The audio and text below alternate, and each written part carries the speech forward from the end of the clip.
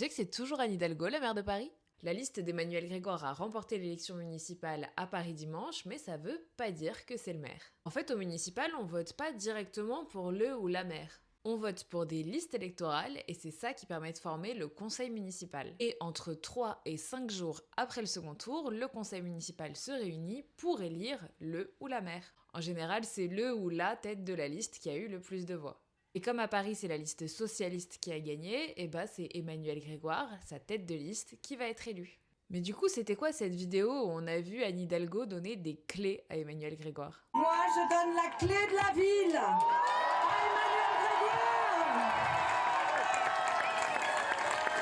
Bah ça, c'était de la com politique, c'était pas la vraie passation de pouvoir. Pour que ce soit officiel, il faut attendre la tenue du Conseil de Paris, et ça, ce sera dimanche. Donc techniquement, c'est toujours Anne Hidalgo, la maire de Paris, jusqu'à dimanche. Mais le délai entre l'élection et la prise de fonction, il n'est pas spécifique au maire. C'est aussi le cas pour le président de la République. En 2017, Emmanuel Macron, il a été élu le 7 mai.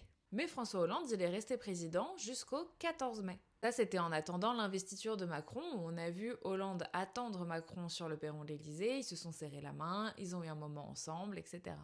En général, même si l'ancien et le nouveau président ils s'entendent pas trop, c'est un échange qui est quand même assez courtois. Donc Macron est arrivé à l'Élysée, il s'est installé et ils ont eu un échange avec Hollande sur la fonction de président, les dossiers en cours et même les secrets que seul le président a le droit de connaître. On n'a pas vu cette scène-là en 2022 puisque Macron est resté président et du coup, il n'y a pas eu de passation de pouvoir. En fait, tout ça, c'est un peu comme quand toi, tu cherches un nouveau boulot. À la fin d'un entretien où t'as réussi, on va pas te dire bravo, c'est super, on vous prend, vous commencez tout de suite. Bah non, il y a des contrats à signer, ça prend du temps et en général, tu commences peut-être une semaine après.